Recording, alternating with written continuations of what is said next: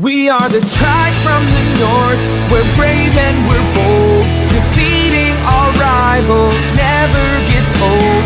Making our way to the Big Sky Conference. Watch out, 'cause here comes the silver and gold. Whoa, whoa. This is Tubbs at the Club for the Vandals of Idaho. Welcome back, Mighty Vandals, to Tubbs at the Club, the Idaho Vandals affiliate on the Big Sky Podcast Network. I'm your host, Dallas Hammer, joined today by producer-seducer, Marten Heemstra. Marten, how's it going? It's going well. It's Sunday afternoon. The Seahawks, I think, are still winning their game, so all is good right now. And last but certainly not least, we have our best and brightest, Brian Marceau. Brian, how's it going?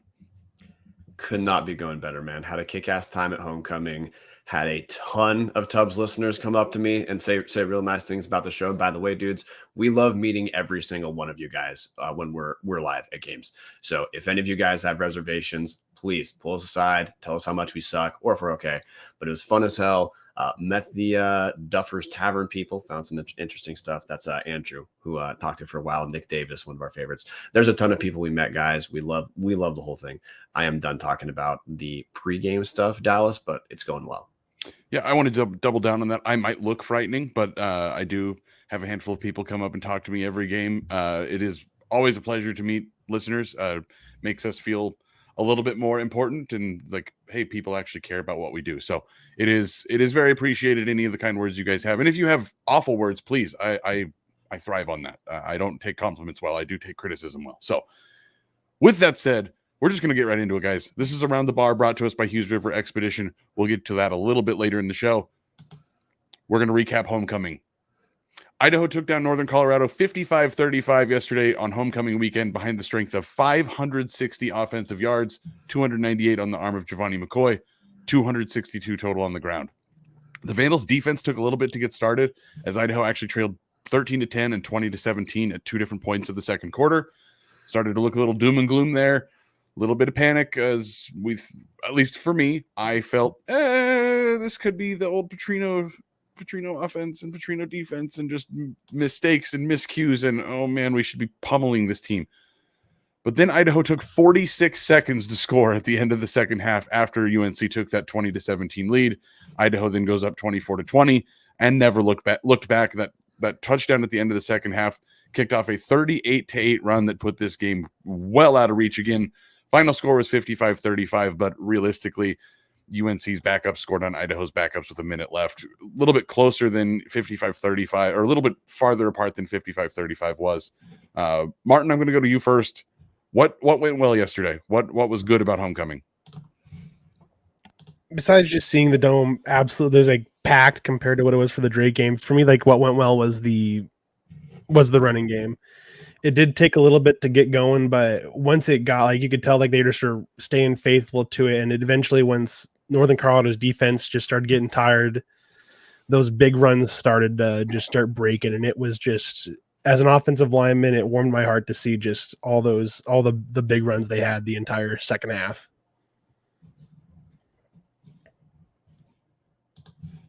Yeah, dude, running game took a little bit of time to really pick up. The first couple drives, Idaho looked much more effective passing the ball, which I guess that's one of the things I got to talk about is, man, Giovanni McCoy, absolutely kick-ass game. Again, efficient as hell. He's 22-27, 298 yards, throws 4 touchdowns. Keep in mind, dude, also of his incomplete passes, at least 1 or 2 were throwaways. So like it's the incomplete pass is the correct play for those plays. But running the ball, it took Idaho a little bit of time to get rolling. But it was really about in the second quarter, especially, man, on that the last drive of the second half Dallas was talking about, where Idaho scored in about a minute. The big plays on that drive were runs. At least one of them touchdown came from Elijah Cummings. So, yeah, dude, the running game eventually did absolutely pound Northern Colorado. But I also don't want to overlook how well Idaho looked, just honestly, in all facets of offense for most of that game. I mean, if you look at the drives themselves, Idaho took a while. Idaho's really not punting. I'm slightly concerned that Ricardo Chavez is going to have atrophy in that left leg that he punts with, he kicks with his right leg. Because just moving the ball both in Jason Eck is doing what we want him to do, what he talked about in his opening press conference, Dallas, of there isn't just a system. Idaho's play calling, Idaho's strategy is going to respond to what's effective. And when Idaho was not rushing the ball quite as effective early, we went to McCoy's arm and it worked, which then opened up the run game. And by that point, the Northern Colorado at least defensively against Idaho's offense, they were just outclassed. Yeah, absolutely. The change in offensive structure and play calling adapted throughout the game, and it was unbelievable to see. It was no more. I hate to keep bringing up the old regime, but we'd see the offense just stuck in the same motions, doing the same thing over and over and over and over. And while it felt like there was a little bit of that at times, the runs up the middle just were not working. But again, like you said, Brian, they pivoted to McCoy's arm. He ended up with almost 300 yards, 4 touchdowns. Really, really poised. It looked really, really, really, really good. I thought this was his best game by far. If Giovanni McCoy is the quarterback for the next 4 years, couldn't be happier with it if he's playing like this. Again, 5 incompletions and a couple of them were throwaways. They were the correct call. But the big thing for me was that the offense just moved so much better. 80% conversion rate on third down this game, the absolute best that it's been in at any point this season. Hopefully we'll continue to see that. But the whole offense itself just gelled. I know there was realistically one punt, but you can't really complain about an offensive performance putting up 55 points. It doesn't matter who it is. It was really fun to see. Even at the end of the game, they just went to the Wildcat and started snapping the ball directly to Roschon, and he was running 10, 12 yards of play. Idaho really, it was just positive plays all around, and then they'd cap him off with the 20, 25-yard chunk plays and just really kept Northern Colorado on their heels the whole night. So that's the good things. Producer, seducer, Heemstra, what didn't go well yesterday? Wait, got one more good thing I want to talk about real quick before I shift there. We've had some injury issues in the wide receiver room. Trez Traynor played for 10 seconds this game. First time we've seen him much. But receiver who kind of stepped up in a way who a lot of people have been kind of waiting for Hayden Hatton to have one of the bigger games. He hasn't played poorly. He just hasn't had some of the receiving totals that you'd expect relative to, the dude's an all Big Sky level talent. Well, Hayden Hatton, 8 receptions, 131 yards, 2 touchdowns. Jermaine Jackson also over 100 yards receiving. Just don't want to overlook, because like you already touched on everything going well, but receiving room specifically has kind of been the most injury laden of our individual skill position rooms. Jordan Dwyer was on crutches on the sideline of the game. Like I already said, Trez Trainor's there for like 10 seconds. Other dudes are stepping up, and it was good to see Hayden Hatton having the kind of game that if you watch the spring season, you probably expected we'd have a little bit more of this. Just figure it's probably going to take a few weeks for Idaho to really iron out who's getting all the touches. Jermaine Jackson has been great the entire season, but Hayden Hatton really looking like a guy who UNC just had no prayer of covering. That's the dude who I think we're going to probably see a little bit more of that. And we're going to need to, if Idaho's going to win some of the games we need to later into the season. Thank you for the filibuster, Brian. Producer, seducer, back to you. What didn't go well against Northern Colorado?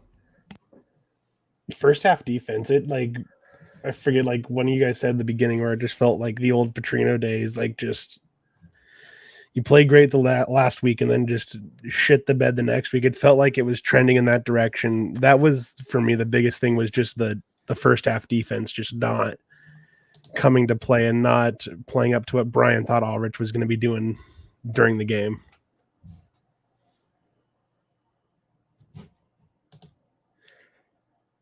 Sorry, Dallas and I are both sitting like, okay, who's going to piggyback on this? Because we're both in the exact same spot of defensively. Look, Northern Colorado is not an effective offensive team. After watching this game, my takeaway is that UNC fans should absolutely hate Max McCaffrey, because this is not the least talented offensive team in the Big Sky. This Northern Colorado looked more talented to me, especially on the offensive side of the ball, than Northern Arizona. And in the first half, really what was killing Idaho was our blitz was not getting to McCaffrey quite quick enough. And some of those short passes that everyone knew UNC was going to throw, that's where they started to break some of their plays. There was a single long pass I think it was in the first quarter, where look, the UNC dude one-on-one, he just beat Idaho's corner. I don't remember who it was on that play. But McCaffrey showed he actually does have an arm that his brother doesn't let him use in terms of just throwing these short passes. But first half, especially the secondary, who's been great this season, they just look. Northern Colorado just handled our secondary. That's why this game was competitive heading into halftime. Now, another asterisk before Dallas jumps in. Idaho, I'll hold the penalty talk until later. The secondary for Idaho was just not as effective in the first half as it should have been. Things got better in the second half for sure. But honestly, I bet overall, Rob Orich is fine with the win. But this was clearly the worst defensive outing Idaho's had of the 2022 season. Yeah, Brian actually setting me up perfectly here. Penalties were the big problem for Idaho. This was a rough outing for Idaho. Idaho is, and we'll get to this at the end of the episode. We're going to turn this into kind of a more recap of the last few weeks. But Idaho it seems like they're just not a clean, crisp team at the moment, and that's sort of the problem. It's one thing to commit a bunch of penalties against Northern Colorado. Northern Colorado is one of the bottom dwellers, the back markers of this conference. They've got to have everything go right in order for them to be able to truly pull something off. This is a game where, for whatever reason, Idaho just could not stop committing stupid penalties at the worst possible time. Northern Colorado's first touchdown actually came off of a personal foul after the play. Idaho stops. They probably would have ended up kicking a field goal, but Idaho stops Northern Colorado in the backfield. It's like 3rd and 17. And then we get an unsportsmanlike conduct well after the play is over. All of a sudden, it's now 1st and goal for Northern Colorado. They quickly punch it and go ahead and score. Later, there's a huge bomb of a play that gets Idaho down from realistically the other side of the field inside the 20 all the way down to the 2 of Northern Colorado. And it comes back from a penalty from a lineman pulling on a face mask of a defensive lineman. Just Idaho continued to shoot themselves in the foot over and over. You cannot do that against a team like Montana or Montana State. The cream of the crop in this conference, that is not going to work. So that's the thing you really got to clean up here. And again, we have 9 years of being way more than 9 years of being a poorly coached program. So these are the kind of things that are going to take time. This is going to be the probably the hardest thing to fix, is getting the penalties and the sloppiness cleaned up. But if you're going to put out a stinker of a game, and it does happen, every team is going to have a rough outing. If you look at Montana, they did not play as particularly well as they probably would have wanted this week against Idaho State. You want to put out your stinker against a bad team. So if you hope and your optimism and you're thinking, hey, this is the worst game Idaho's going to play from a sloppy cleanliness standpoint, you got to feel pretty good moving forward. If you look out on the other foot, this is not a great thing to have to deal with. You not only do you have to be firing on all cylinders, you also have to overcome the fact that you keep shooting yourself in the foot. So that was what didn't go well for me. Let's just move forward. Let's talk about positive things, because again, this is a game that Idaho won by 20, realistically had control of the entire second half. It was not a particularly close victory. Brian, you look like you have something to say. Did you have one last thing you wanted to pitch in? Yeah, I just wanted to go over the pass defense in the first half of when I say it was a lull for Idaho. In the second quarter, Idaho gave up 139 yards through the air to Dylan McCaffrey. Now, part of that was big plays, but that's part of, look, Dallas, you talk about the penalty part, but that's the execution part of why this game was close and why at the end of the second half, I mean, I didn't have the anxiety of Idaho losing this game. I was just more watching this game saying, okay, Northern Colorado is not the worst in the conference, but Idaho should be winning this game by a couple scores heading into halftime. What the heck's going on? But you are right. Second half things certainly did look better. And offensively, there were no lulls. Like I said, Ricardo Chavez has one punt the entire game. No punts in the second half. In the second half, that's where Vandals were used to from last decade, where Idaho might have a lead in the second half and then playing to not lose. that's where the punt parade comes in. No, man, that wasn't the case. Honestly, had Idaho not had some of those self-inflicted gunshot wounds in the first half, there's a world where this is a 72-21 game. And Absolutely. Defensively too, pass defense, we picked off Dylan McCaffrey twice as well. In that second half, Mervyn Kenyon picked off one. I believe Paul Moala picked off the first. And that was part of what also turned the tide was, offensively, we killed. UNC could do nothing against Idaho offensively. Like their big moral victory is we had to kick a field goal once. And when you talked about early, a few of the runs up the middle just weren't working, but hey, play calling adjusted. So really no hiccups offensively for Idaho. And defensively, though, again, not the effort we would need against a Montana or against a Sacramento State. In the second half, the team adjusted, started forcing turnovers, and that's where we got that separation in the second half where it's a 20. Yeah, you were right. It's a 20-point game. But once we got into the fourth quarter, it felt like a 4-score game. It really did. And honestly, if you clean up that personal foul at the start of the game, this team probably doesn't score more than 10, 14 points. The momentum is huge in college football, and UNC looked like a completely different completely different team in the second half. You take out that personal foul that essentially gave them a touchdown, you might have changed the entire outlook of this game. So it's just one of those things that you really want to see cleaned up. But enough about the negative stuff. We've talked about a bunch of players that had really great games on offense. Who is our player of the game? We're all probably going to have different opinions here. So let's kick it over. Player of the game on offense.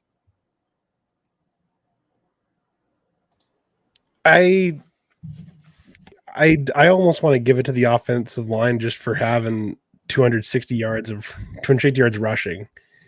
Like they had a couple players play the entire game. I know Tagana Cisse had a big block just driving their player. Like it just drive on the last second score before halftime, just driving his guy 10 yards downfield and finishing the block. I just want to give it to the offensive line just for how they played, like opening up holes the second half and just making their run game unstoppable, it seemed like. So for me, I got to go with Giovanni McCoy. Like there's a lot of candidates here, but McCoy, look, first week of Big Sky play goes 18-20, follows that up going 22-27. Already talked about throwing for 4 touchdowns. McCoy also, he rushed for 18 yards, extended a few plays with his legs that are not going to show up in the box score because it turned up, he extended the play and had a completed pass.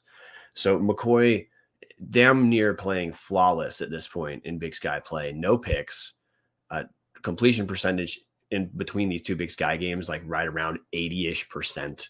And I was watching a little bit of the game from, I face planted into the president's box for the nice view and the free food.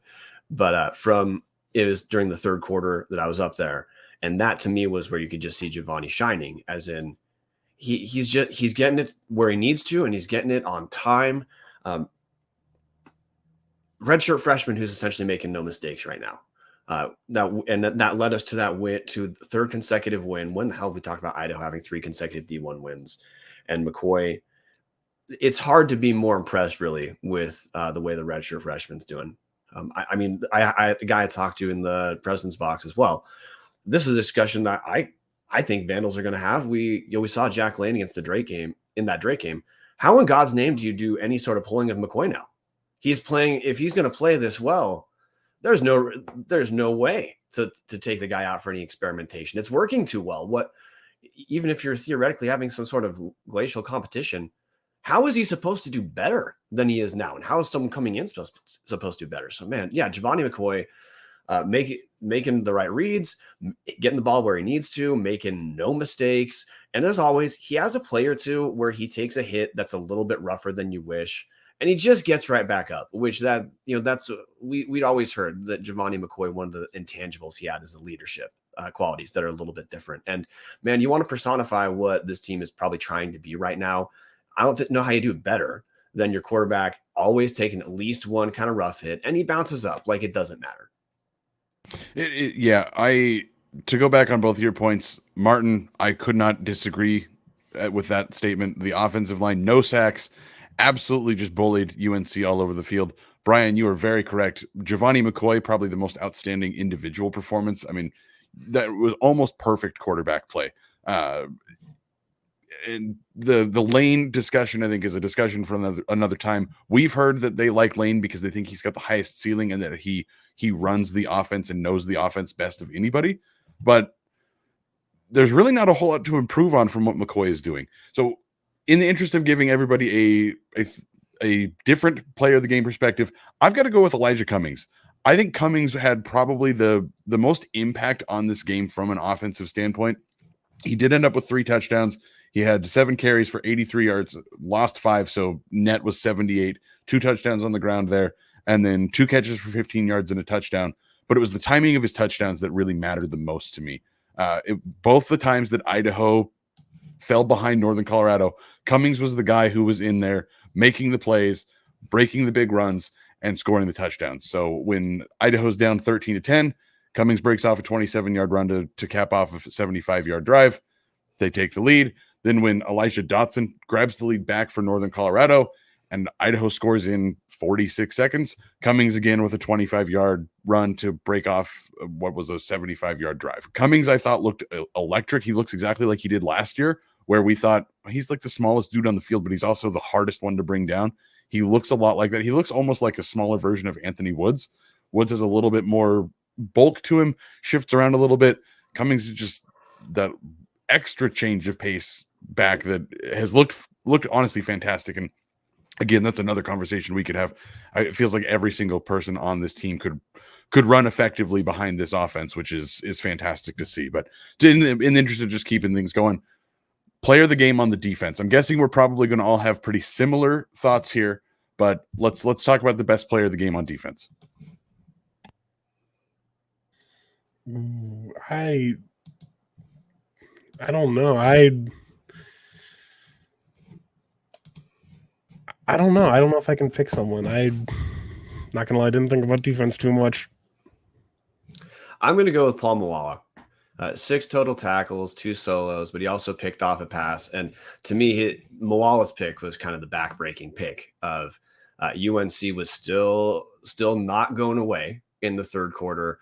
After Paul Moala picks off Dylan McCaffrey, to me, that was when Idaho got the separation we needed. Because there was a run in the third quarter where Dallas, I felt, Idaho's up. Idaho keeps staying up by about 10, but it felt like Idaho absolutely had to keep scoring because defensively we just weren't stopping Northern Colorado until the Moala pick. That to me is where the tide turned. In addition to the pick, Moala also had a pass breakup. So this is the kind of game that we expect we're going to see when we hear a dude comes to Idaho's pedigree from Notre Dame. And Moala's been good all season, but to me, he was the dude who stood out in terms of not just overall stats. We already talked about that, but big impactful plays that meant something in turning the tide. Moala's my guy. Yeah, absolutely. So just for a quick build up to the interception, because I do think that interception was the absolute moment of the game. Idaho, again, coming in with a lead at halftime. Northern Colorado gets the ball, immediately goes 3 and out. Idaho goes down and scores. Northern Colorado gets the ball back and put together an incredible drive. They took off almost 5 minutes of the clock, drove down, scored a touchdown. Idaho answers back. It's 38-28. David, the guy who sits behind me, we're sitting there joking with each other about the reverse podcast jinx because we all talked so heavily about how Idaho was going to demolish Northern Colorado. And it just felt like this team is like they're moving pretty well. Even on the drive that Moala had the pick, they handed it off to Elijah Dotson, pulls off 5 yards immediately. They get down to a 3rd and 4. Moala makes that pick, and from that point on, it felt like the team changed. Felt like that was finally the moment Idaho realized, we are a lot better than these guys, and if we just clean up a little bit, we're just going to punch them right in the face over and over and over. So for me, Paul Moala, no question, player of the game, because that was the pivot point to me. That interception from what was a 10-point game that then became a 27-point game midway through the fourth quarter when everything was said and done. Absolutely Paul Moala for the guy. So any last thoughts on Northern Colorado, guys? We've covered a lot of stuff so far. We are approaching about that 30-minute mark. Anything from Northern Colorado you guys wanted to get off your chests that we didn't talk about? Oh, well, one of the things I want to talk about is this is going to launch into Big Sky stuff in a minute. But it was relieving for me to be at a game where we've got great positive energy from fans there for sure. People were stoked, especially if you sat on the student side, whether you were in the student section or not, fans were loud. The other is we've all watched so many Idaho games where we're a quarter in and we feel, look, Idaho talent wise, this should be a win. A couple things aren't going well, but look, this is a new year. So instead of a couple things not going well, cascading into a vicious cycle, the coaches and the team responded. So for me, even though there were moments where it was closer than it should have been, we still beat the shit out of Northern Colorado, big picture, especially second half. And the other is, look, fans have to be along for this ride. We're not going to go undefeated. We've already lost a couple, but we're probably not going to go undefeated in the Big Sky. And we're probably going to have some games that are a little rocky where execution isn't where we hope it is. Cause you know, big picture, these dudes are all between like 19 and 22. People don't always do exactly what they're supposed to do. By the way, the other team is a bunch of D1 athletes too. But Idaho responded after a rocky start, especially defensively, and then stabilized. I mean, I don't know how to describe how good it felt to be at this game. And for me, I had complete trust the whole time that even though it's not working out, like this is a kink that's going to be resolved because Idaho's better, both players and coaching staff. Coaching staff for sure were miles ahead of Northern Colorado. And for that to be the experience of this Vandal team was, God, it's just so damn nice to know that, you know, I can have trust in the coaching staff and players in a way that we just haven't forever, and just kick back and enjoy. Yeah, I honestly, if anybody is listening to this and didn't make it to homecoming, it is going to be almost impossible to put it into words of what this weekend felt like. I unfortunately did not make it down for really any of the festivities. Just the travel schedule for me just didn't put it into the cards. So I got down to the dome about 5:00 and parked and went right into the game.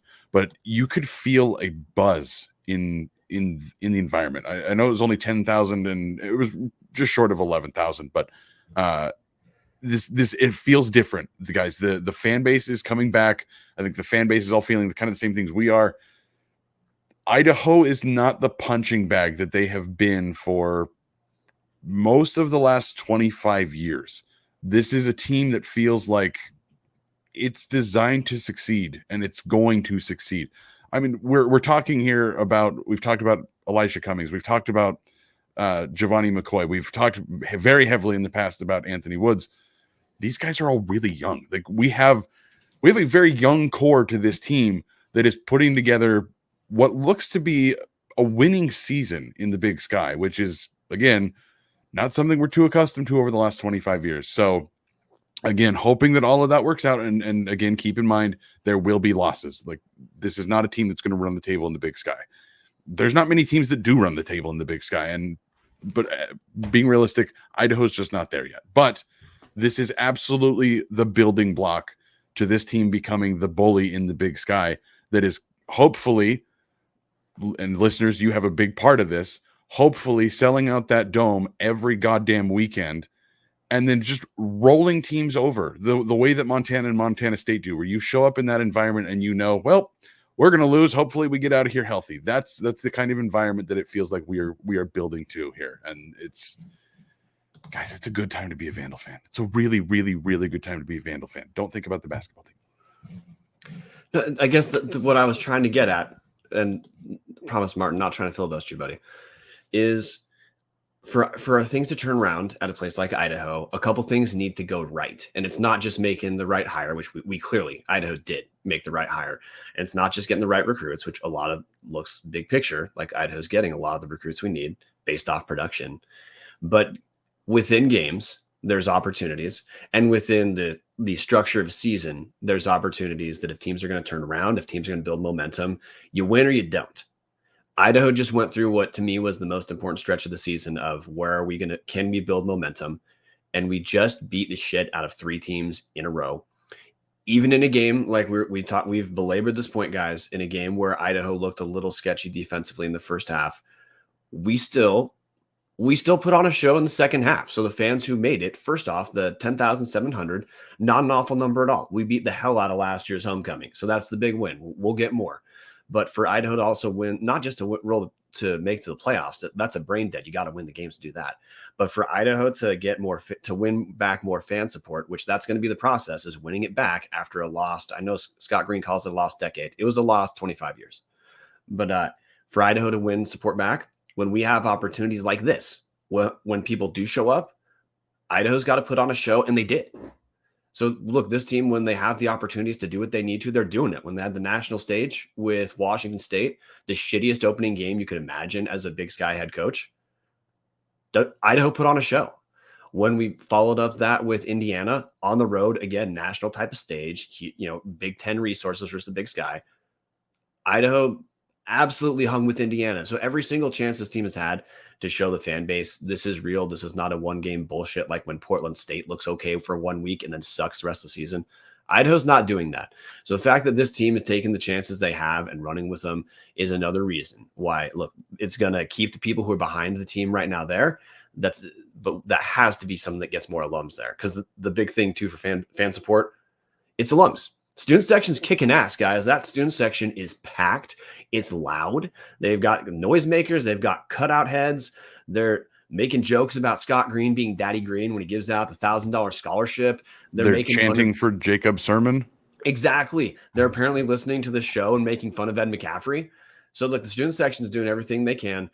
The alums who are showing up, great. We just got to keep doing what we can to win them back. But the team, the point of this fucking show, the team's doing everything right that they can.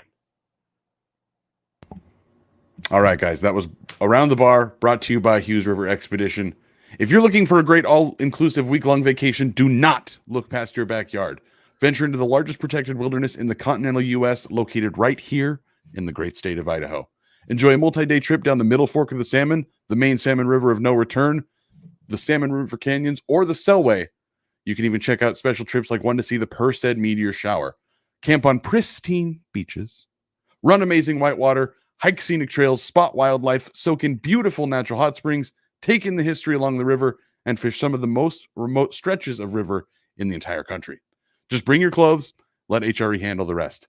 Hughes River Expeditions has been Vandal owned and operated since 1976, and they're ready to take you on the vacation of a lifetime. What are you waiting for? Find out what it's like to grab a paddle, catch dinner, and ride the bull all throughout the beautiful Gem State. Call them now at 800-262-1882. Again, that's 800-262-1882, or check them out at hughesriver.com. So, guys, 5 weeks into the season, obviously, I think we're all feeling pretty damn good. Idaho 3-2, and those 2 losses are to Power 5 teams that Idaho looked pretty respectable against. But Brian, I'm gonna let you kind of take this where you want to go. Let's talk about how Idaho has been in the first 5 weeks. Again, 3-2. 2-0 in conference play for the first time in a very, very, very long time. How should we be feeling about this team? I think we should be calling this a top half team in the Big Sky. Right now, Idaho has not asserted itself beyond like that middle grouping in the Big Sky that is below right now Montana, Sac State, probably Weber State, and maybe Montana State as well. But of the rest, Idaho's making their case to be easily the number 5 or at worst number 6 team in the conference right now. Because of, look, we talked, this last game was minus the defensive effort in the first half, a microcosm of the season of offensively Idaho, especially against FCS teams. Look, maybe that's the first barometer. One of our questions first couple weeks of the season is, hey, offensively it was a little bit rough against WSU and Indiana. Was that because they were Power 5 teams, or was that because that's just where Idaho is? Well, right now, after that run of 3 games against, admittedly, the easier slate of our conference, offensively, Idaho looked just fine, which gives me reason to believe that, look, we're probably not the best offense in the Big Sky, but offensively, Idaho is going to be doing enough to be competitive in essentially every single game that we have the rest of the season. Defensively, this week to me was our first hiccup, but I'm confident right now with the output we're getting both sides of the ball, especially as Giovanni McCoy continues to show competence in the pocket. which is going to allow Luke Schleissner to open up the playbook a little bit more, or maybe call it a little bit less conservatively than we saw in a little bit of the first 2 weeks. That to me is probably the linchpin for Idaho offensively taking the next step. But yeah, my takeaway right now, Dallas, is this is the top half of the conference team. It is not unreasonable right now for us to keep talking about what has to happen for the playoffs, because this looks like a team that isn't going to get they're not going to get a first round bye in the playoffs, but the playoffs are not yet off the table. No, they're definitely not, and I think it speaks to the level of coaching this team is receiving. I specifically want to talk about the defense here, because we have not made fun of the defense in previous years, but we have pointed out that the defense was the weakest part of an admittedly weak Idaho team and program. Defensively this year, guys, even with a rougher outing against Northern Colorado, Idaho's defense might be for real. If you go look at the Big Sky rankings, look using the stats across the whole season. So again, keep in mind that some of this is inflated by the fact that Idaho has 2 Power 5 teams they scheduled, and not every team in the Big Sky has done that. So this will, at the end of the year, will probably even out a little bit. But hey, pause real quick. The inflation you mean is because of playing 2 Power 5 teams. The rankings for Idaho are not going to be favorable relative to other teams, but you're about to get what they are. Yes, exactly. So again, keep that in mind when we're talking at the end of the year and everybody's played the same conference schedule. We can use the conference stats and kind of get a little bit better feel for truly where the team stands. But keep that in mind. Idaho played 2 different Power 5 schools that are very pass heavy, very offensive heavy. Idaho's defense right now, 5th in the Big Sky in touchdowns allowed, tied for 1st in field goals allowed, which is a great, really talking about bending and not breaking. 4th in points allowed, 4th in points per game, allowing only 23.6 points a game. They're 3rd in total yards, 3rd in yards per game, allowing 316 yards a game. They're 4th in sacks with 12. Unfortunately, the third down conversion, and we've talked about this on the show many times, third down conversion is a bit of a problem on both sides of the ball. Defensively, they're 10th out of 12 teams in the Big Sky, with allowing 46% of third downs to be converted. So not great numbers there. But you talk about the passing defense. This is a secondary that, yes, Mervyn Kenyon's a new face. The Bertrams are new faces, and I know that only one of them's in the secondary, but this is a team of guys that are mostly the same that we had the previous few years when Idaho was registering in the bottom of the Big Sky and absolutely worst in the FCS in pass defense. Right now, Idaho's 2nd in the Big Sky with 6 interceptions. They're 2nd in completion percentage, allowing just 54% of passes to be completed. They're 5th in yards. They've allowed under 1,000 passing yards this season. They're 3rd in average completion, allowing only 6.4 yards of completion. Touchdowns, not quite as great. They've allowed 9 touchdowns, which is only tied for 8th, but touchdowns are they're going to vary. It depends on if you're on the 1 yard line, you're going to obviously be mostly punching that in, unless you're Pete Carroll. Sorry, shots fired for people that haven't gotten over that. Passing yards per game, Idaho is 4th. Idaho's defense is 4th in the Big Sky right now. That's with 2 different teams in the Power 5 that throw the ball all over the field. Idaho is allowing under 200 yards passing per game right now, and that's including Dylan McCaffrey having the game of his life this weekend. Idaho, even if that regulates down to 6th, 7th in the Big Sky, that is a massive upgrade from where we have been in the last few seasons.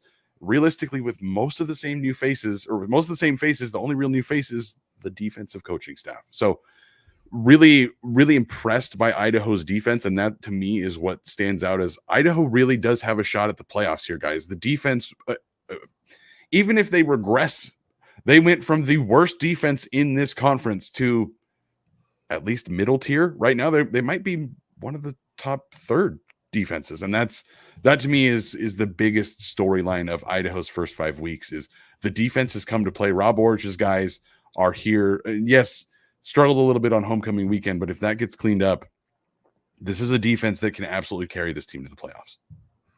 Yeah, Idaho's already forced. They talked about on the broadcast last week that Idaho equaled their forced turnover total on the season, just playing NAU. Well, Idaho picked off 2 more passes. So this Vandal team already has significantly more because a 25% increase would be a significant increase. We already have significantly more turnovers forced this year than all of last season. Idaho's already picked off more passes in Big Sky play than we did all of last season. Hell, Idaho picked off as many passes yesterday against Northern Colorado too. That was how many passes Idaho picked off in the entire Big Sky season last year. 2 again. So, no, Dallas, 100% right. A couple names I just want to highlight, to buttress your point that you're talking about. Some of these are dudes from last year. Marcus Harris, he's a name from last year. Dude has 6 pass breakups already this season. Favai, look, he's in a different role this year with Trey Walker gone. But, Favai, 48 tackles on the season, 2 breakups, a forced fumble.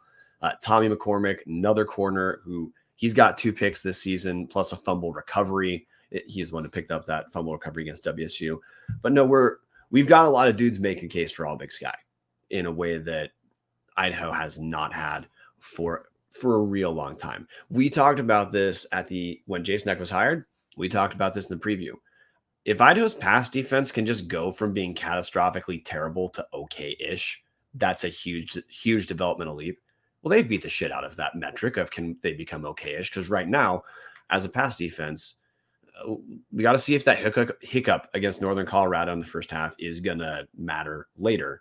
But over the 5-game sample size Idaho has right now, this has looked, it's not the best pass defense in the Big Sky, but it's pretty damn good. It's easily top half of the league. Yeah, and that's the big thing. You mentioned that there's a handful of guys that we're talking about legitimately all Big Sky talents at the end of the season. And yes, there's been Trey Walker, there's been the Ellises. Like there's historically been a linebacker that is all Big Sky talent, and Favai, absolutely no exception. He's second in the league in tackles. He's probably going to he might not end up first team, but he'll probably end up second team. He's going to get an all conference nod at the end of the season if he stays healthy. But then you have guys like Kamari Bailey. He's 4th in sacks in the league right now. Mervyn Kenyon, and obviously Marcus Harris, we just talked about him, but Mervyn Kenyon is tied for 4th in passes defensed in the Big Sky. Matthias Bertram has 2 forced fumbles, which is more than just about anybody else in the conference. Like Idaho's defense are putting up numbers. They're putting up moments in big time plays, and it's really refreshing to see that. But that's not to short the offense, guys. The offense has looked incredible as well. Especially the big thing for me, Idaho leads the conference in time of possession with 37 minutes a game. Like that is absolutely the offense that Eck has wanted to run.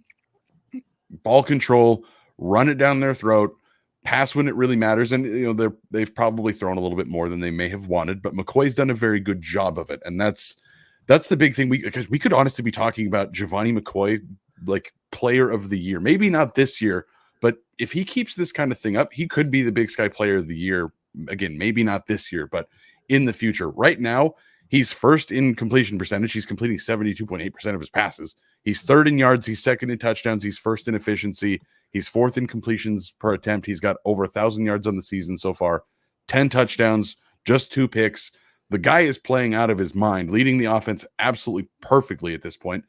And I mean, we talked about the players on the defense that are all Big Sky worthy. There's probably more on the offense that are going to be considered for awards at the end of the season. And it's a lot different than what we've seen the last handful of years, Brian. It absolutely is. For one thing I want to talk about offensively is like you talked about, the pass to rush ratio.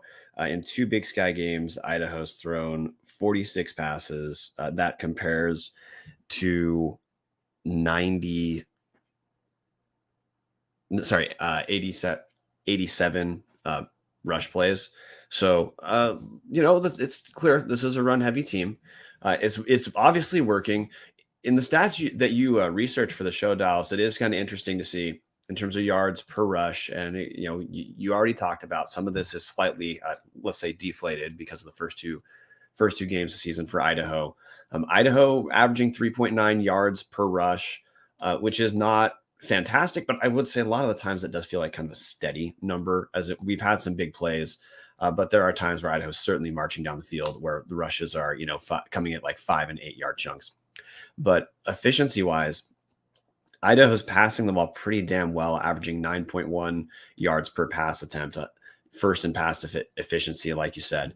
So I guess the big takeaway for me is offensively. If early on that pass to rush ratio, look, maybe that's the ideal that Eck wants, because he has not made it a secret in his press conferences that he thinks Idaho needs to run the ball. He thinks controlling the line is how we win, and time of possession would certainly indicate that. The play calling disparity would certainly indicate that as well. But I think Idaho looks like they're increasingly comfortable letting Giovanni McCoy just play, and I think that's one of the developments we're going to be looking at as to if Idaho is able to win, some of those games we need to. We've talked about before. Idaho needs to get to 7 wins. If we beat the shitty teams on the schedule, that means out of Montana, Sac State, Eastern, UC Davis, Idaho has to go 2-2 in that run, provided we also handle our business against Portland State and Idaho State. Being able to pass the ball is going to absolutely matter, especially against defenses like Sacramento State and Montana, because if we can't do it, those teams are going to eat us alive. But McCoy's making the developmental steps you would need to know why his number would be called more often. And look, we even saw it in this game, where especially in the second half, Idaho had a run where they started passing a little bit more, and McCoy certainly made Northern Colorado pay for it. Yeah, just to give a quick recap of the schedule for anybody that is curious, as Brian's again talking about the 7-win metric here. Idaho obviously 3-2. The remainder of the season is at Montana, home against Portland State, at Sac State, home against Eastern, home against UC Davis, on the road at Idaho State.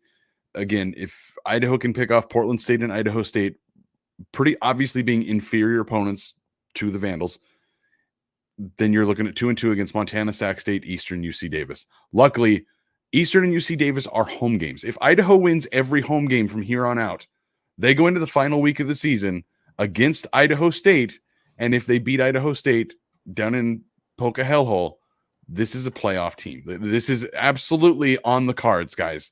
I know that I spent a lot of time in the preview show trying to douse a little water on the fire and say, hey, this is still probably a team that wins 5 games and probably doesn't make the playoffs. But we see stretches that mean this team is poised to succeed. Well, year 1 of this rebuild might be a playoff team. If the dome gets packed out like it was against homecoming, against Northern Colorado this weekend for homecoming, words are hard.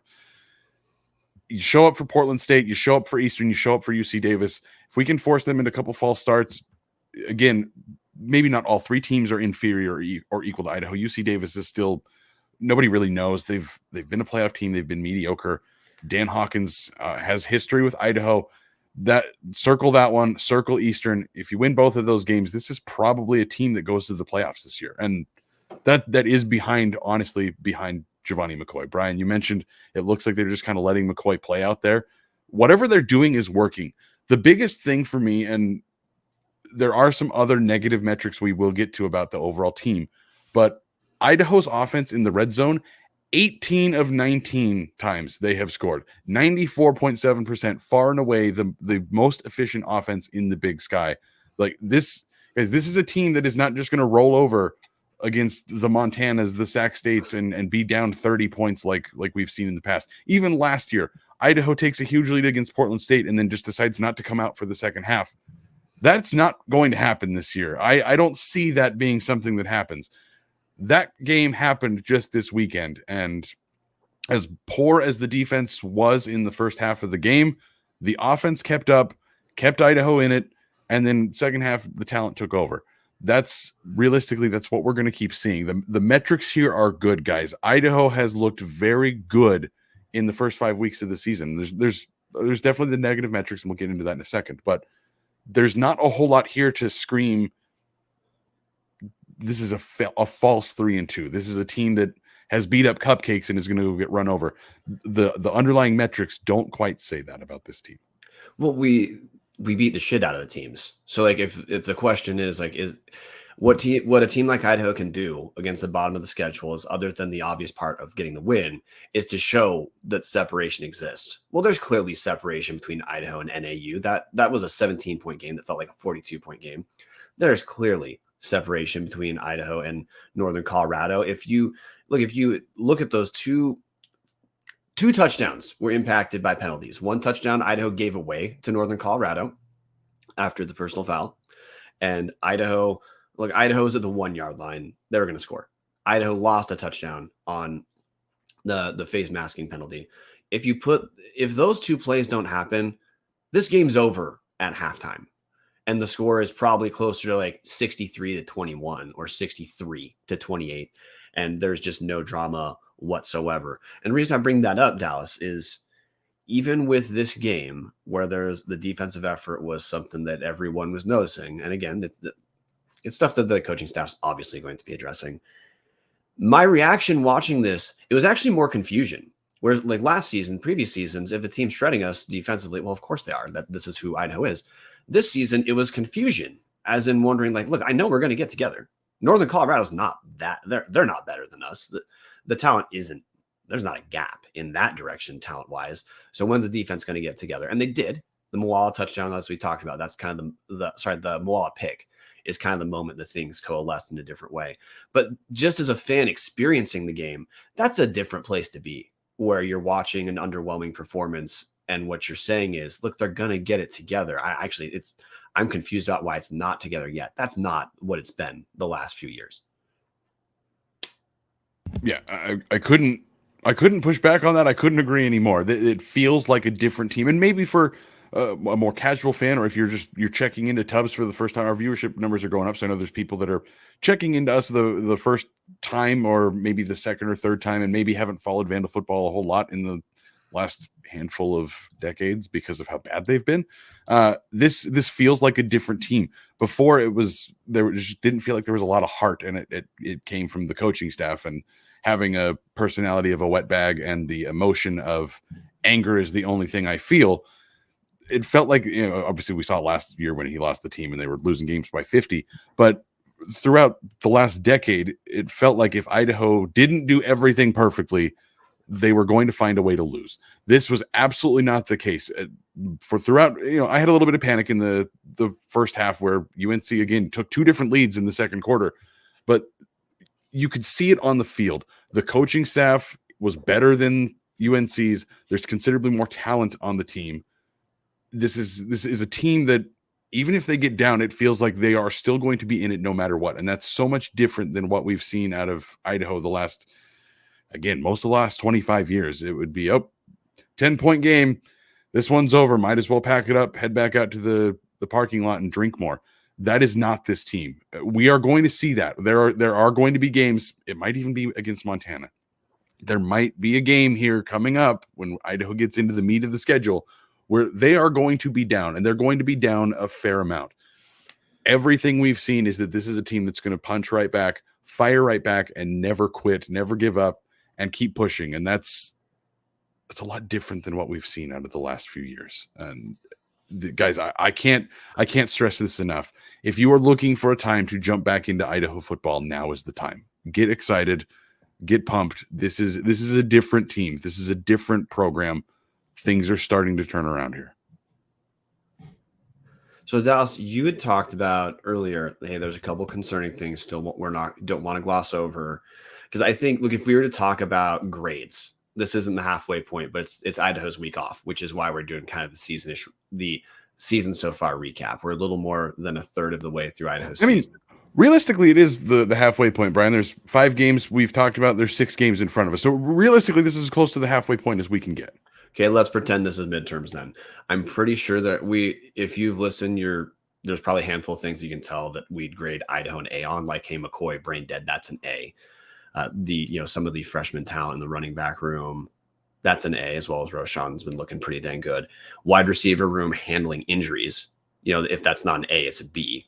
Of the dudes still look fine in spite of losing some guys. Overall, radical improvement defensively, in particular the secondary. So look, if we were grading Idaho, the GPA is going to be pretty high as an understanding here. Dallas, what are the areas that you're looking at right now of, hey, these are the things, and when we play Montana, we play Sac State, and even Davis and Eastern, these are probably the things that are giving me anxieties. It's the same things we've been talking about in every recap this season, guys. It's the penalties and the third and fourth down offense.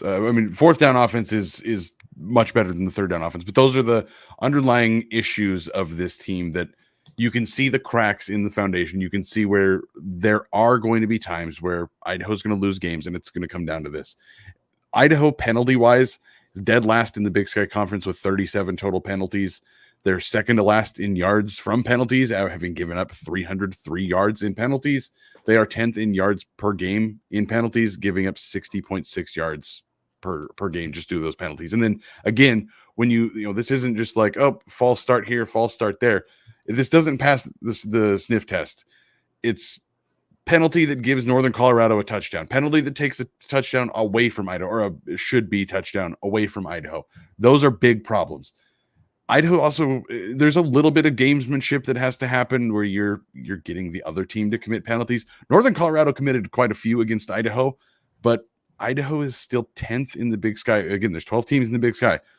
10th in penalties against their opponent. Only 16 penalties have been called against Idaho's opponents. So Idaho, 21 more penalties than their opponents. Not a recipe for success. Idaho also last in yards per game off of penalties, only getting 23 yards per game out of penalties on the offense or defense or whatever the other team is doing. Idaho's only getting 23 yards a game out of that. And then you come to the conversions. Conversions are still a little bit terrifying, both offensive and defensive. We mentioned the defense, 10th in third down conversion, allowing 46% of the time they get the third down conversion. On the offense, they are only converting 35% of their third downs. That's 8th out of 12 teams. And then the fourth down conversions are a lot better. We're 61%, but that's still only 7th in the Big Sky. So middle ground for fourth down, not so middle ground for third down. Those are the issues to me, Brian, that are speaking giant flashing lights against a better team like Montana, against a better team like Eastern and UC Davis are kind of middle teams, but the Montana, Sacramento State, you can't have that. Eastern, UC Davis, if you do that, you have to be perfect in every other facet of the game to get the win. Yeah, with the third downs, I'm mostly with you. I'd probably say I'm at 80% of what you're at, because the fact that Eck is fine extending into fourth down, he's made that clear that 2-down territory for Idaho is much more expansive than it is for a lot of other teams. And the fact that we convert on fourth down pretty well lets me feel a little bit better about that third down number. Because look, if we convert on fourth down instead of third down, I don't care. We kept the ball. But the bigger deal is, of course, avoiding having to get into that fourth down position, because it is, it is a little bit bigger risk, and we are about to run into the meat of our schedule where, as a fan, you would just prefer to not have to convert on fourth down that much against Sacramento State, because Sacramento State's pretty good about not letting teams get there. Ditto Montana. Penalties, I guess, to me is probably the big one, because the penalties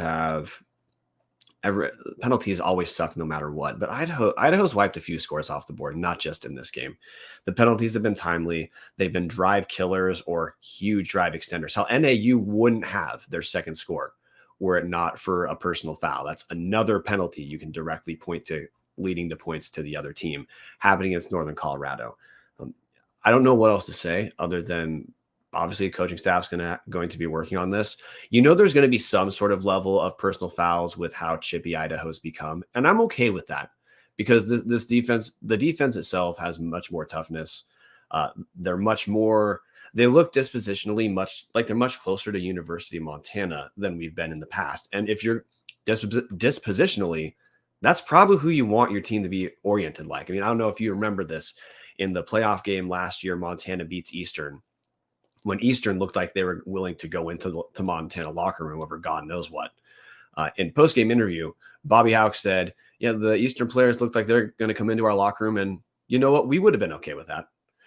You got to have a feeling that Orich might not say stuff that way, but that's the attitude that him and Stanley Franks and Tyler Yelk are kind of developing in this team, that toughness, and that will lead to some penalties, but the number now is too high. And the timeliness of them has just been absolutely terrible. Because if Idaho is a playoff team, Dallas, at this point, you would expect it's a final 8 playoff team that makes it in, meaning you're playing in the first round. There's not that much margin for error. And against those four games, we got to go 2-2. You just can't give Eastern 7 points there, because they're going to score anyway. Or Montana. Look, if you're going to beat Montana, it's probably a lower scoring game. You just can't throw away 7 of your own points or give the Grizzlies 7 points and expect that you're going to be able to hold on. And there are the occasional like terrible penalties. There was an awful defensive pass interference called against Idaho that there was no contact. The DB's playing the ball the whole time. The receiver just trips and falls over, like completely incidental contact, if there was even any contact to begin with. Like there are absolutely penalties that just shouldn't have been called against Idaho, and you deal with that. Every team gets a couple of those a season, but it is a problem. You cannot be giving away touchdowns or taking touchdowns away from yourself when you're playing against a team that is considerably better than you are. And the one thing I want to point out, and this is I have no comfortable segue into this. This is just going to be randomly dropped in because that's kind of how we treat special teams anyways. Ricardo Chavez has been a revolution at the kicking game.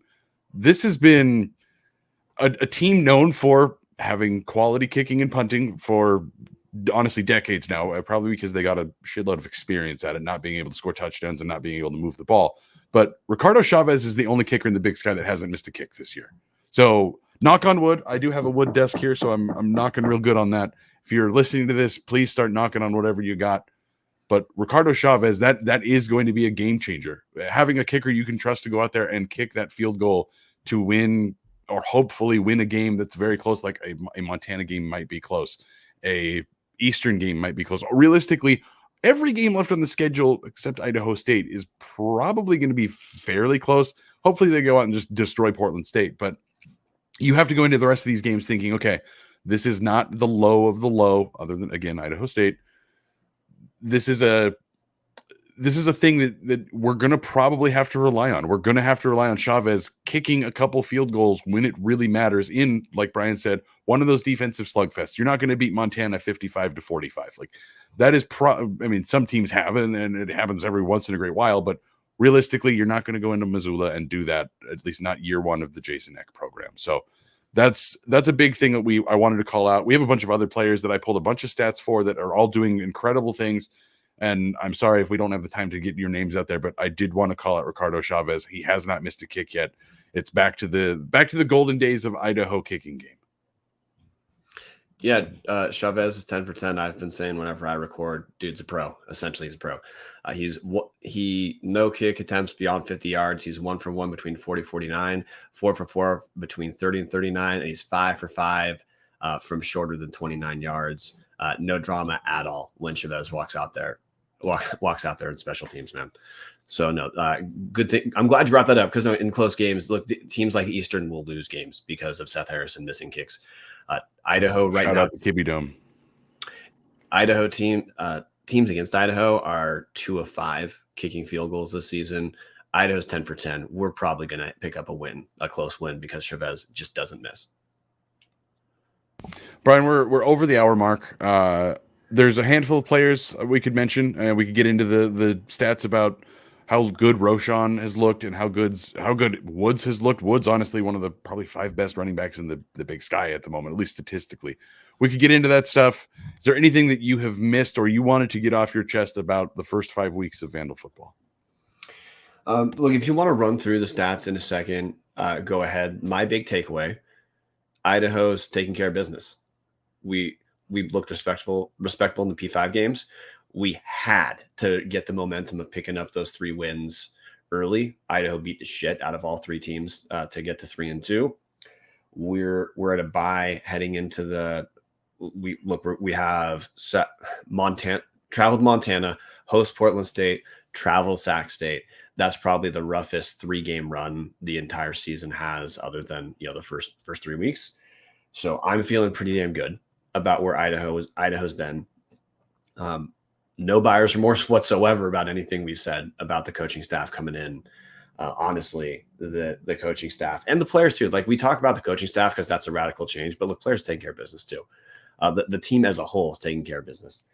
But no buyer's remorse whatsoever on essentially anything we've said regarding this team to this point. I'm pretty stoked for a week off. I bet the team's pretty stoked for a week off. Might help injury-wise. And the other thing that we just have is symmetry with Montana is Montana has a week off. So if there's any anxiety about, the bye week hangover that some teams have, well, both teams are going to have the exact same situation of either the bye week helps for injuries or it's a hangover or both. but there isn't anything extra that Idaho is going to have to overcome, or anything different Idaho is going to have to overcome heading into Montana, who realistically is not the best team we've played this season. That is Washington State.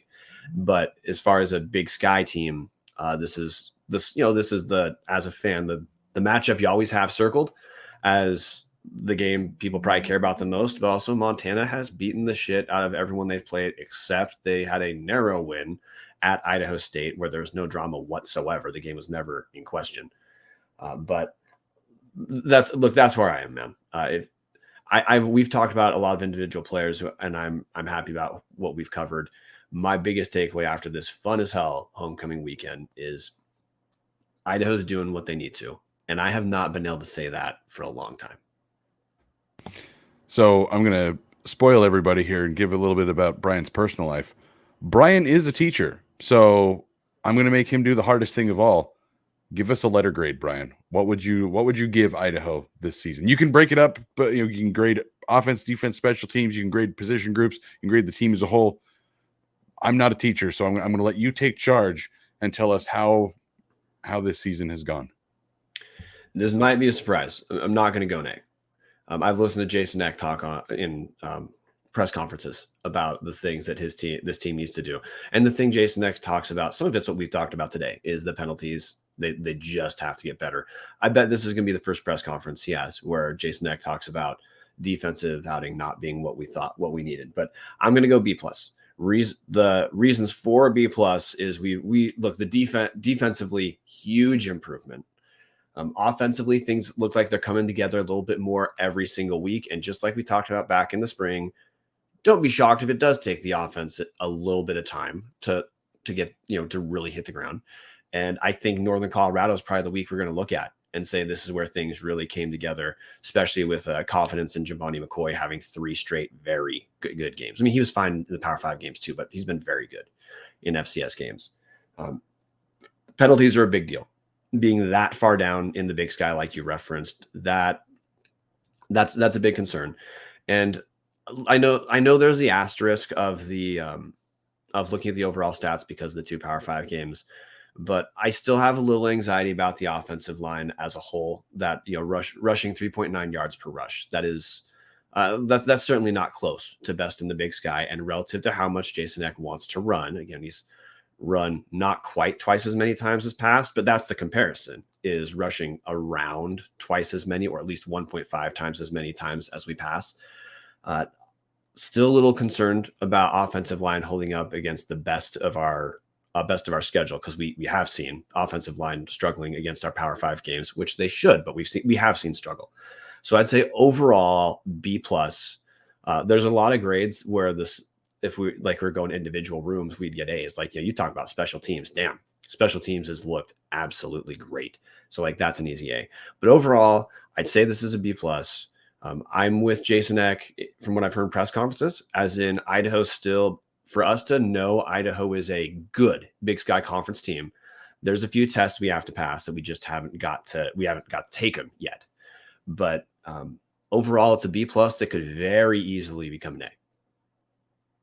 If you're talking emotionally, you can't grade this anything other than an A+. Idaho has been in every single game.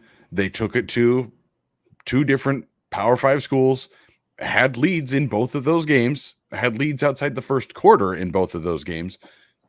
Idaho is, if you're just purely reacting on emotion, 3 huge blowout wins, 2 close-ish losses to teams that realistically over the last decade, Idaho had no business even attempting to play against, even when they were in the FBS. They went and just got absolutely blown apart by bigger schools like that. So if you're reacting emotionally, A+. You can't give this anything other than an A+ just from the general emotion of this season. If you really break down to it, I'd probably even go with a B. But I'm also the negative guy. So to me, this season overall so far at a B, because you do have those issues. We've talked about the penalties, we've talked about the conversions. Other thing we didn't mention is the sacks. The offensive line is still terrifying to me. Yes, they held up great against Northern Colorado, and I mean, shout out to them. I hope that's what we see the rest of the season. Not a single sack, almost 300 yards rushing on the ground. You can't really be a whole lot better playing on the line than they were against Northern Colorado. But they're still 10th in the league in sacks against. And I know 10 of those sacks came from Wazoo and Indiana, and you expect to see that. The depth and the size of those guys completely different. But the things that Idaho is missing, again, the penalties and the conversions, are kind of the brain stuff. The stuff that just you have to clean up with repetition. You have to clean up by just really like using your head. And I'm not trying to insult anybody. I don't mean that as an insult. This is a program that was led the last two coaches, and realistically, if you go back more and more and more, the last handful of coaches were not the best at discipline. There have been pretty well documented issues with Akey's discipline at the end of his tenure, and then Petrino, well, yes, he was a taskmaster and guys weren't getting arrested terribly frequently. There was no cleanliness to his game. There was no, I mean, anybody remember going down to Northern Colorado and Big PP and Little PP? I know his name is Mason, but the two of them committing personal fouls on the same goddamn play that ruined that game. Like, this is a problem that has been infested in Idaho for a very long time. It's going to take a long time to clean up. That's the only reason I would give this a B. The penalty thing is just, it's on coaching, and it's going to take a long time for the coaching staff to correct the last 25 years of issues here. So that's the only reason I'd give this a B. Those penalties are going to bite us in the ass at some point. And I say us as the Idaho Vandals. The penalties will bite this team at some point in a game that is winnable, and they just can't get it done because of cleanliness and sloppiness. And until that's cleaned up, I can't give this anything more than a B. Yeah, in the comment thread, Mark McEnany says he'd give an A-, fix the penalties, then A+ for a year one turnaround. The thing that this is how I'd bifurcate it. Grade the team, grade the ride. This ride's an A+, guys. This has been only fun. I don't care if we lose some games and it's fun and we're competitive and you see the team fighting. We don't need perfection for this to be a ride worth just keeping glued to the entire season. So yeah, the ride this season, A+. Team's got some stuff to fix before we say, look, A+, you'd have to say that's like best in the Big Sky or right around best in the Big Sky. There's some things that we look at to say, hey, this team has some improvement before they're best in the Big Sky. We also just haven't had the big tests yet. So that's how I'd go. Dallas, I think we're ready for the Big Sky pick'em at this point, aren't we?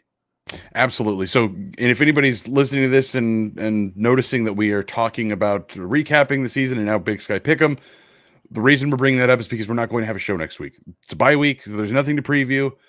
There's no reaction on the weekend. So we are going to take a week off. That's why we're giving you a little bit longer reaction. I mean, a bit longer reaction show today, because we wanted to go over the first quote unquote half of the season and also give you the pick'em for what we think is going to happen this week. So producer Martin Heemstra is back in. I see that he's got the rally visor on. Looks like he's ready to turn his frown upside down and his schedule, get it back on track. First game is... Dallas, one last thing. We got to pat ourselves on the back. You and me have not... Dallas and I are perfect picking the Big Sky in the last 3 weeks.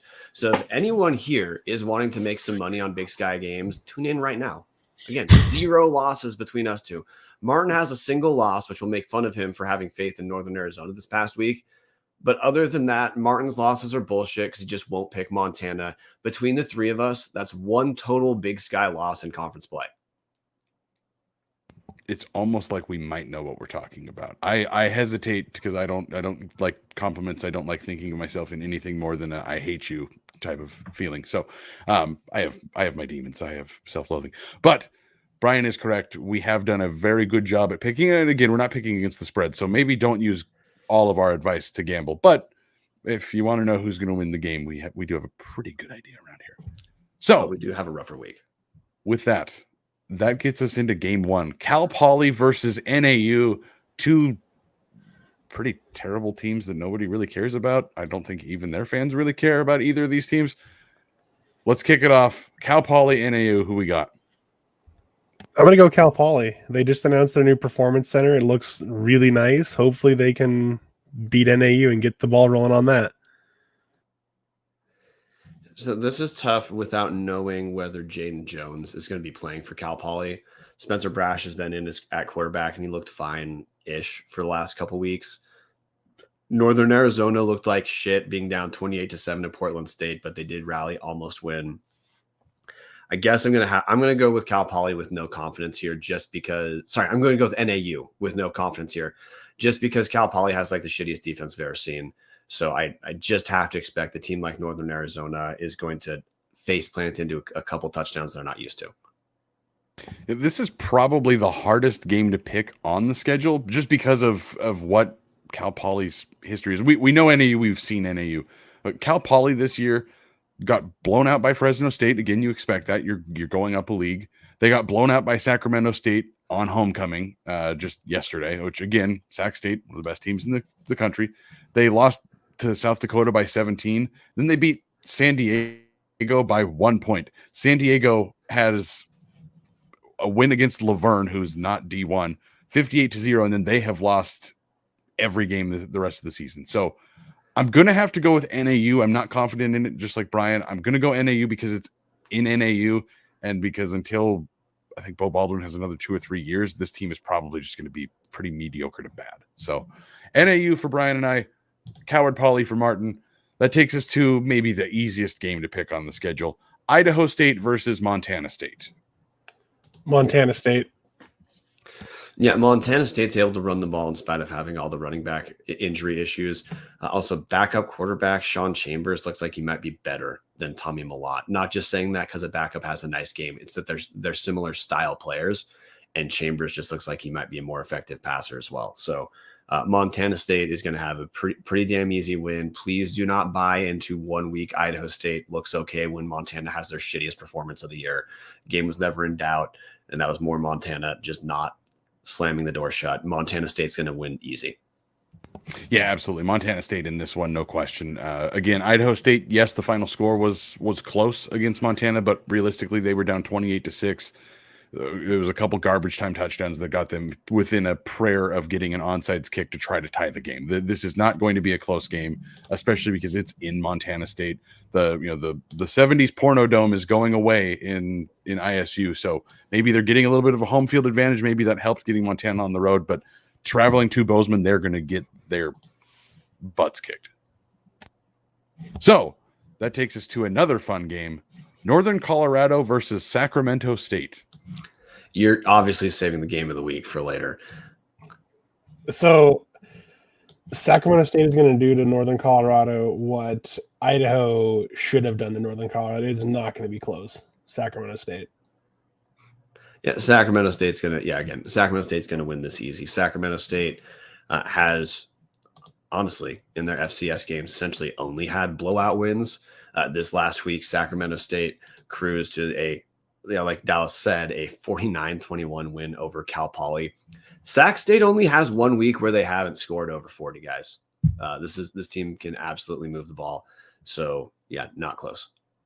Yeah, Sac State's going to do to Northern Colorado for 4 quarters what Idaho should have done to them for 4 quarters. This is not going to be close. That takes us to Lincoln University at Portland State. If Portland State doesn't beat them by at least 60, then Barnum should. It shouldn't be close. Like, if they don't score 60, then they should athletic department should just can the football team there.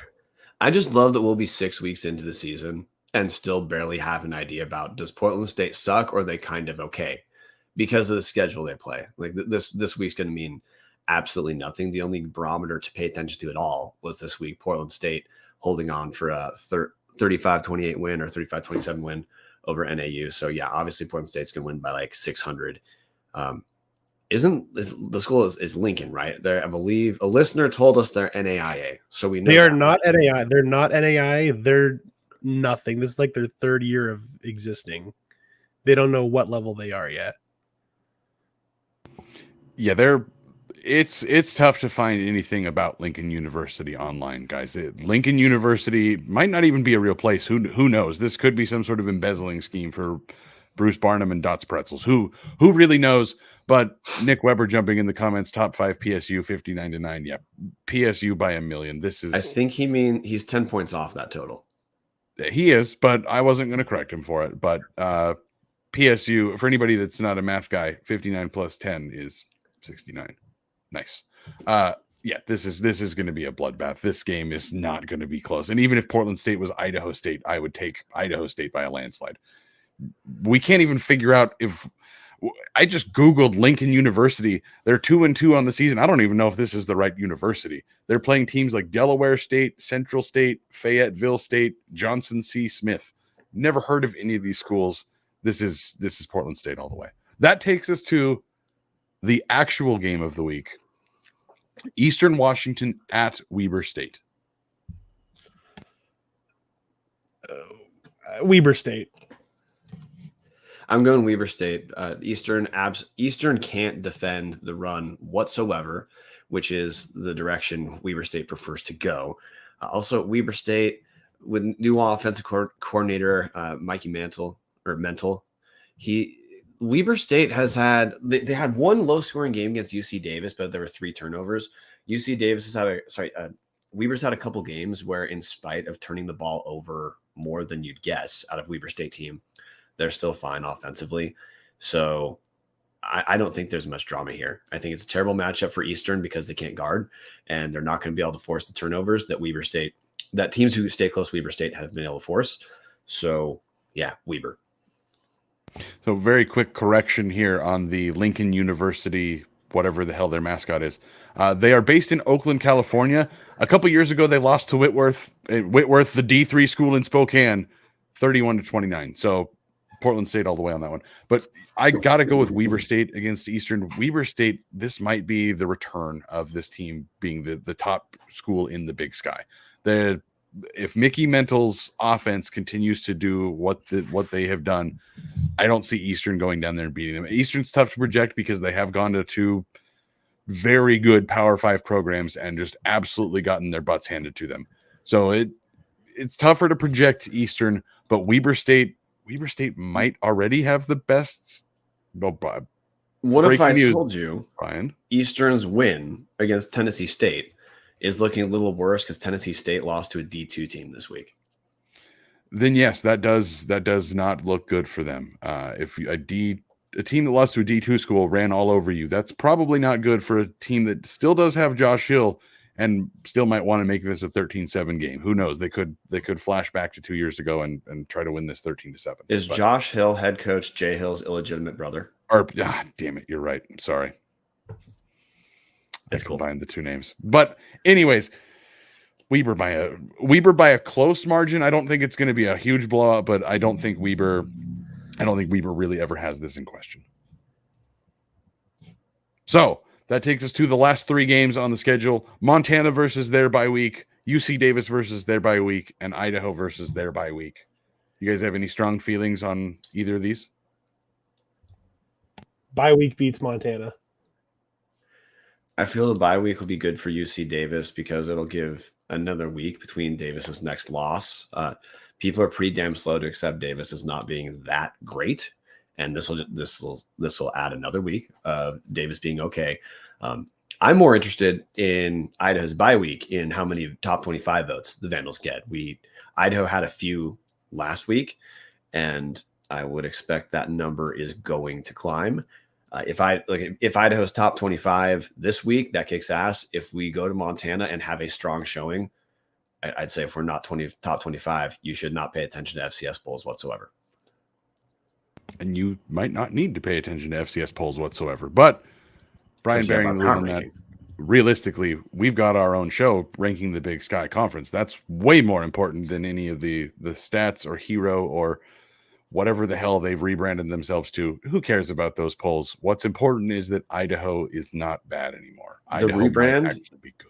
The rebrand is the analyst, or as my little brother prefers that I call it, the analyst. And that's about it for us, guys. That we made it to an hour and a half, and the analyst, I think, is the perfect way to end this. So you guys got anything else you wanted to talk about Northern Colorado or the first half of the schedule? Anything at all? Final chance. Yeah, our final sponsorship is Tubs at the Club sponsoring itself, dudes. Hammer that subscribe button on YouTube. The more subscribers we get, the more likely we are to get paid. We got to get to 1,000. That's when YouTube decides they're going to pay us. In addition to that, guys, Patreon.com/Tubs the Club for #OnlyTubs. We have some merch we'll send you right when we get your address. But we have kick-ass support, guys. We have patrons who stayed for quite a while. Your support lets us do a lot of stuff, including fun stuff. So you want to help support the show, that's the way to do it. If you're going to be smoking weed in the student section like I smelled yesterday, bring a sploof so it doesn't stink up the whole section. That's all I got. Or edibles are a thing. Do that. Like, pregame yourself real good. It's easy to figure this thing out. But again, they're students, and students, if you are listening to this, please shut the fuck up on offense. You guys got better at it in the fourth quarter, but that whole first half, you're chanting and making noise while the offense is trying to work. It's the one thing, and I'm sure X probably going to have a video congratulating you guys on how great. Again, the student section was phenomenal. Caused some false starts. Northern Colorado had some issues. Guys, you got to be quiet when the Vandals have the ball. That's the deal. It's the handshake agreement we make here. Lose your shit when the defense is on the field, but when the offense is on the field, you've got to be nice and quiet, just like this. With that said, to the Picasso of outros we go. Go, mighty Vandals. Go Vandals. Motherfucker. Jesus Christ. God damn it.